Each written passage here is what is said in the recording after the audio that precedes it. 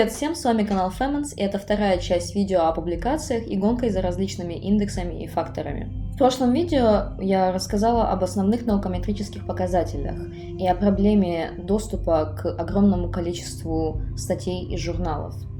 А в этом видео мы поговорим с вами и о других проблемах в мире публикаций. Для тех, кто хоть раз пытался найти статью по определенной теме, наверное, не секрет, что существуют так называемые «горячие темы в науке». Среди них на данный момент исследование болезни Альцгеймера, исследование рака в контексте репарации ДНК, укорачивание теломер, анемия Фанкони, CRISPR-Cas9, антибиотикорезистентность, исследование черных дыр и гравитационных волн и так далее. На каждую из этих тем тратятся миллионы долларов, а гранты разлетаются как горячие пирожки. И это понятно, ведь тема-то вкусная.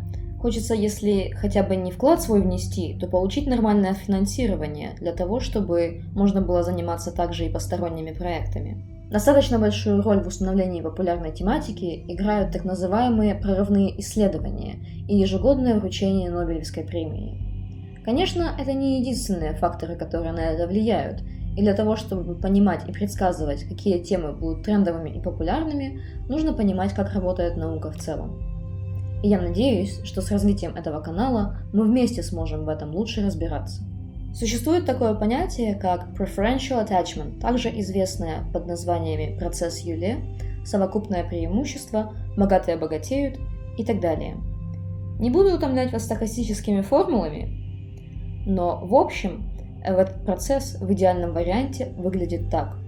У нас есть некоторая исследуемая величина, которая подается в виде шаров.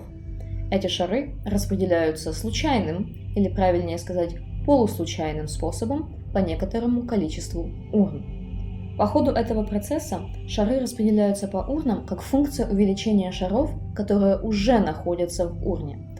Совсем проще говоря, в урнах, где шаров больше, их количество будет увеличиваться намного быстрее, чем в урнах, где шаров меньше. Подобное явление наблюдается и в сфере научных публикаций. В новых горячих темах будет выходить намного большее количество статей, чем в тех темах, которые считаются менее трендовыми. Само по себе это не является чем-то плохим, но если посмотреть глубже в сами журналы, то открывается другая сторона, менее безобидная. Крупные журналы, которые публикуют все больше и больше статей на горячие темы, могут создавать искусственный спрос на увеличение исследований этой области. Таким образом, если ваше исследование не входит в категорию популярных, его могут отклонить по этой простой причине, прикрывшись словами «Мы тщательно отбираем присланные статьи на предмет научной новизны, влияния на научный мир» и так далее. Особенно сильно этим грешат три кита – Nature, Science и Cell. Очевидно, что ни один журнал не может принять все присланные статьи, даже если они соответствуют требованиям этого журнала. Например, вышеупомянутые Nature и Science принимают лишь 7% присланных манускриптов, в то время как количество работ, присланных в неделю, достигает 200. Порог вхождения в такие элитарные журналы очень высок, и публикация в таких высокорейтинговых журналах приносит авторам некий престиж и статус. В то же время существует огромная и серьезная проблема, связанная с публикациями, которая особенно выражена в развивающихся странах. В академии существует ряд критериев для присуждения докторской степени, и они отличаются от страны к стране. Но есть один распространенный критерий. Для присуждения докторской степени необходимо некоторое количество опубликованных статей. Некоторые институты учитывают ревью, которые не являются прикладной работой, а некоторые учитывают статьи только по прикладным исследованиям.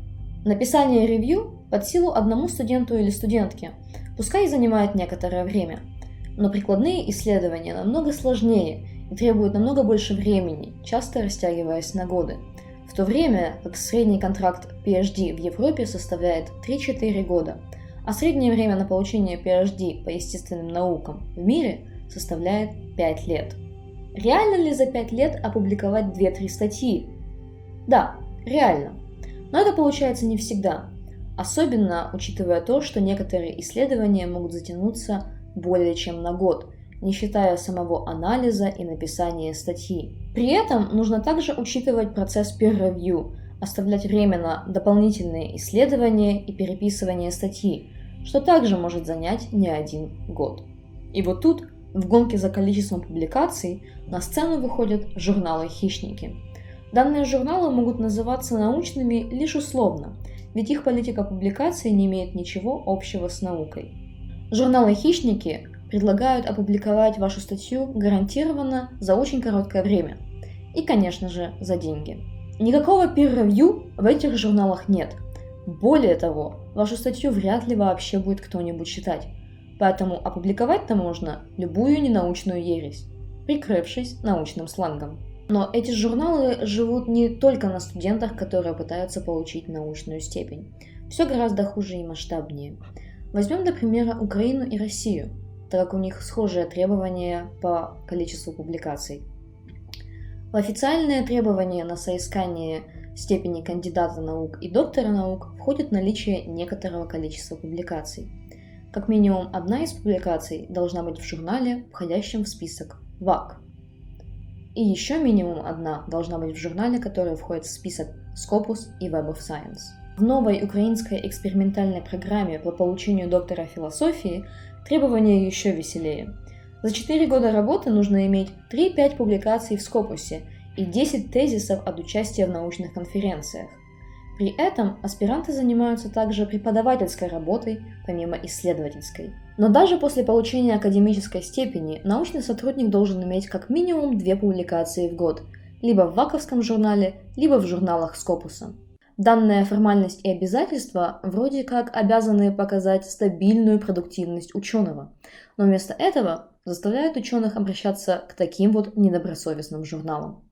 Так как 2 научных публикации в год, при том, что это должны быть прикладные исследования, это очень завышенное и часто невыполнимое требование, то многие предпочитают заплатить так называемый взнос за публикацию и отправить статью в журнал «Хищник». На данный момент количество хищнических журналов превышает 3000, а количество опубликованных в них статей на 2016 год превышало 59 тысяч.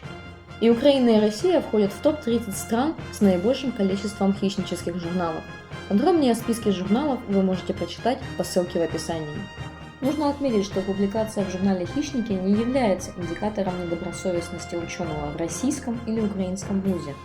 Это скорее как лакмусовая бумажка того, что само устройство вуза не способствует нормальным публикациям, которые они же и требуют. У российских и украинских ученых, которые работают при вузе, в основные обязанности входит обучение студентов, и эта работа может занимать до 1000 рабочих часов в год.